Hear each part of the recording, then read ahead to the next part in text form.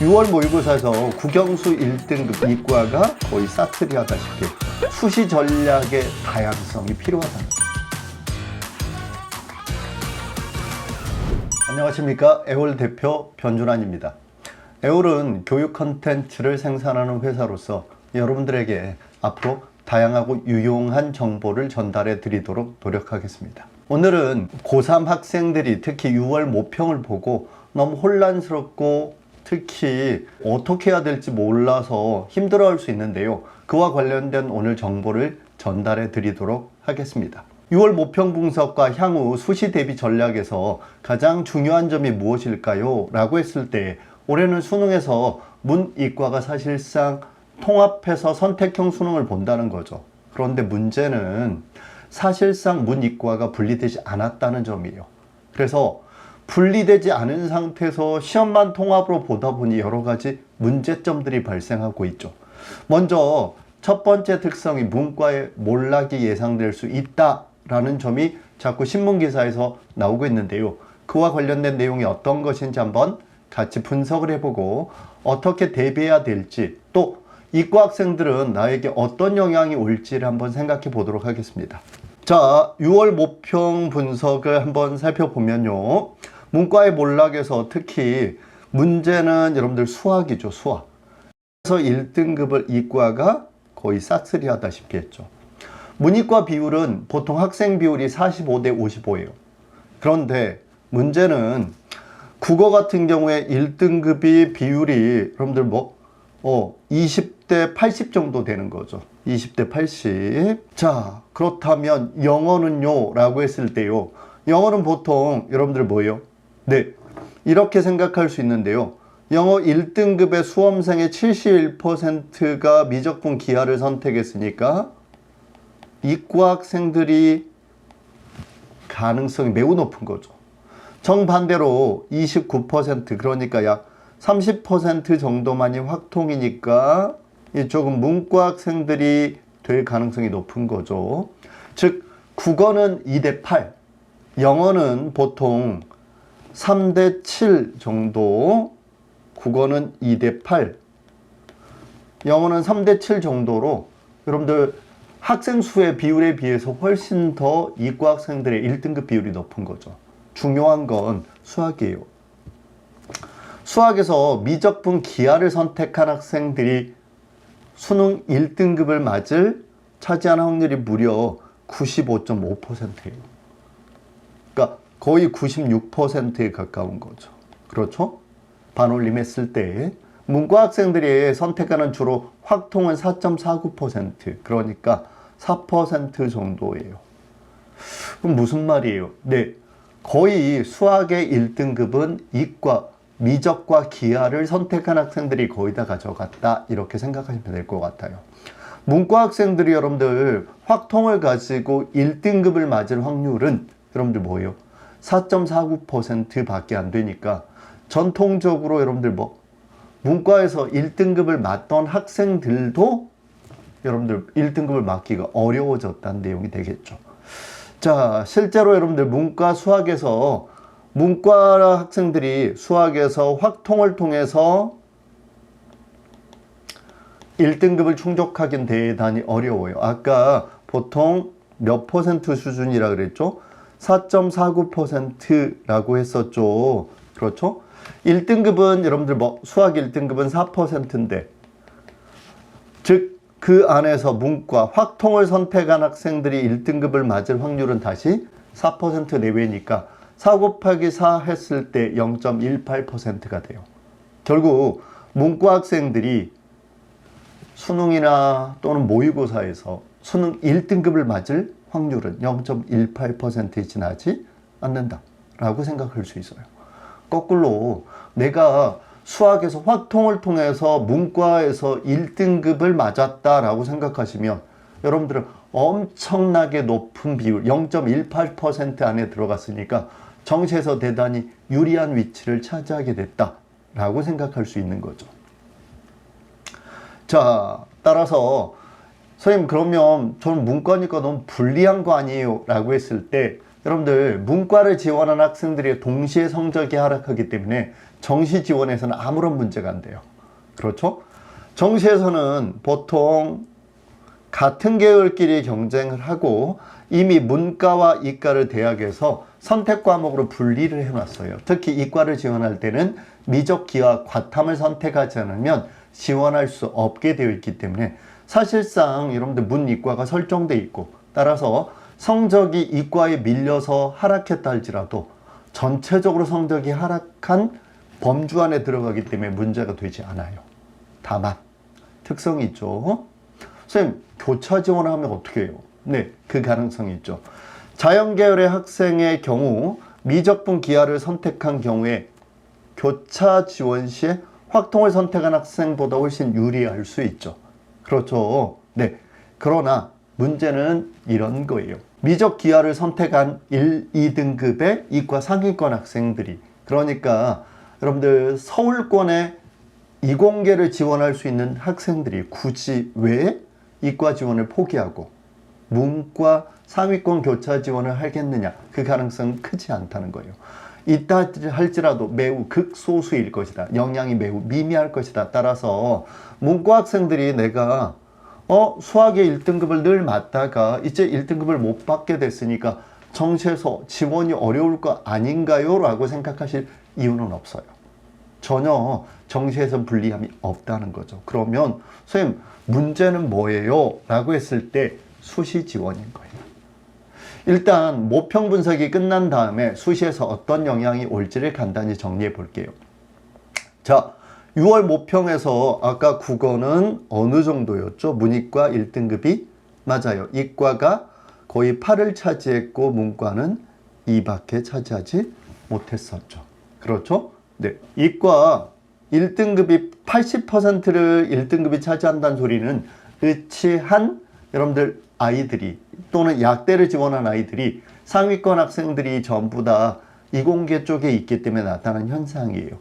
문과에서는 여러분들 1등급을 받기가 상대적으로 과거보다 더 어려워졌죠.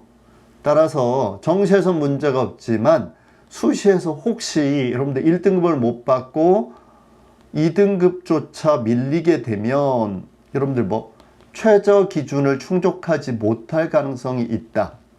이게 충족이 안 돼 버리면 수시 지원이 어려워질 수 있으니까요. 그 점에 주의하시면 돼요. 선생님, 그러면 어떻게 해야 될까요? 라고 했을 때요. 국어는 선택 과목이 두 가지인데 화작과 언매예요. 물론 6월 모의고사를 보면 두 과목 사이에 여러분들 좀 분명한 점수 차이가 보여요. 예를 들면 6월 평가원의 가채점 결과를 보면 화작이 여러분들 1등급 컷이 90인데 반해서 언매는 88이에요. 그렇죠.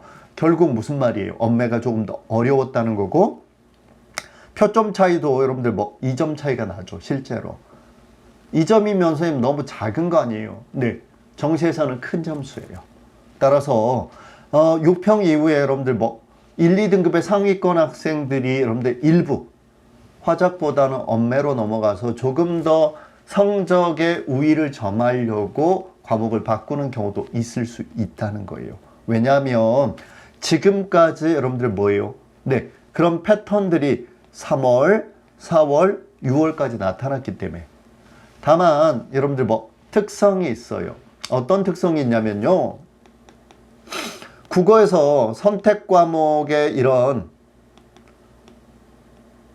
점수 편차를 교육부에서는 크게 좋아하지 않아요. 교평원도 마찬가지고요. 따라서 선택 과목의 점수 편차를 줄이려면 공통 부분의 난이도를 좀 더 올리고 선택 과목의 점수 차이를 줄이기 위한 난이도를 낮출 가능성이 높아요. 따라서 언매 난이도가 조금 더 9월에는 낮아질 가능성도 있다라는 걸 생각하시면 될 것 같아요.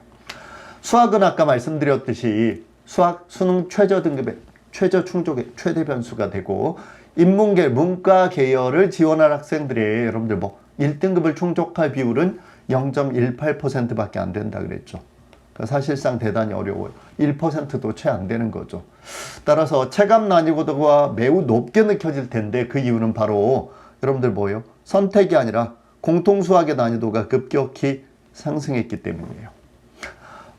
더군다나 여러분들 확통과 미적 사이의 점수 차이는 무려 17점이나 나는 경우들이 생겨나고 있어요. 따라서 기하를 선택하지 않고 문과 상위권 학생들은 기하보다는 차라리 미적을 선택함으로써 확통이 아니라 미적을 선택함으로써 오히려 경쟁력을 확보하는 방안도 생각해 볼 필요가 있어요. 문과 최애 상위권 학생들은. 자, 영어는 보통 이과와 문과가 7대3의 비율이라 그랬죠. 그렇죠? 7대3. 국어보다는 문과가 조금 더 여러분들 뭐 올라왔죠. 1등급의 비율이. 그렇죠?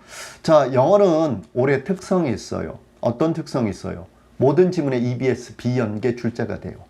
특히 EBS 방송 교재와의 연계율이 50% 이하로 떨어지면서 모든 지문을 연계하지 않고 출제한다 라고 했어요. 따라서 체감 난이도가 급격히 높아질 가능성이 높아요. 그렇죠?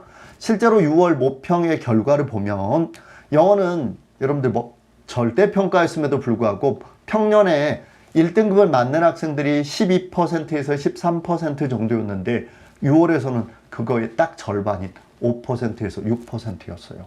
그러니까 실제로 1등급의 4%라는 상대평가의 4%보다 2%포인트밖에 높지 않은 수준이니까 영어가 매우 어려워졌다. 그러니까 작년에 비해서 거의 2배로 어려워졌다라고 생각하셔도 될 것 같아요. 자, 이제 마지막 정리예요. 선생님, 그러면 수시를 어떻게 대비해야 될까요? 첫 번째 전략은 수시 전략의 다양성이 필요하다는 거예요. 수시 전략의 다양성. 선생님, 수시 전략의 다양성이 무슨 말이에요? 라고 했을 때 정시의 난이도가 사실상 올라간 느낌이 들 거란 말이에요. 그렇죠? 정시의 난이도가. 왜냐하면 영어는 연계율이 떨어졌고요. 그렇죠? 따라서 훨씬 더 어렵게 느껴질 거고요. 수학에서도 공통 부분의 출제가 어려워지고 있어요. 그렇죠? 국어 역시도 공통 부분의 난이도를 올려서 출제할 가능성이 높아지고 있어요. 전체적으로 정시의 난이도가 높아져요. 그렇죠? 더군다나 여러분들 뭐 코로나로 인해서 지금 고3 재학생의 학력이 급격히 떨어지고 재수생이 강세를 보일 가능성이 매우 높아요. 재수생들은 수시도 지원하지만 특히 정시에서 강세를 특히 보이죠. 그렇다면 여러분들 재학생들은 어디에 더 치중을 해야 될까요? 맞아요. 수시. 다만 수시 전략에서 최저가 있는 전형을 지원할 때도 최저 등급이 되게 다양하게 설정돼 있을 가능성들이 있죠. 따라서 최저 등급을 내가 어느 정도 수준에서 맞출 수 있을지를 6월 기준으로 설정해 보고 높은 것과 낮은 것 그리고 중간까지를 여러분들 단계적으로 설정해야 돼요. 두 번째, 수능 최저 없는 전형을 반드시 고려하셔야 돼요. 예를 들면 논술 같으면 여러분들 수능 최저가 없는 대학들이 있죠. 연대도 있고요. 한양대도 있고요. 그렇죠?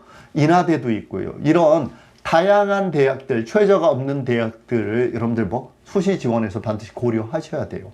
왜 고려해야 될까요?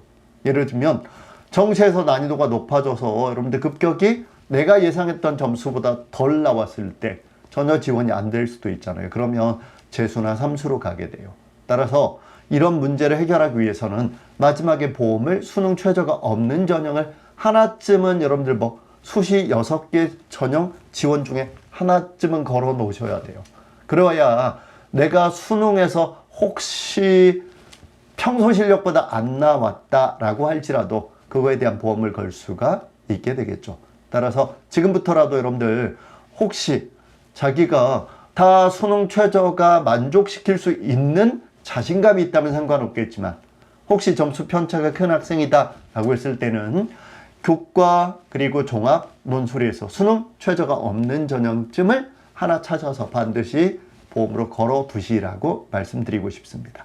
자, 오늘은 6월 모평 분석과 수시 지원 전략에 대해서 말씀드렸습니다. 감사합니다.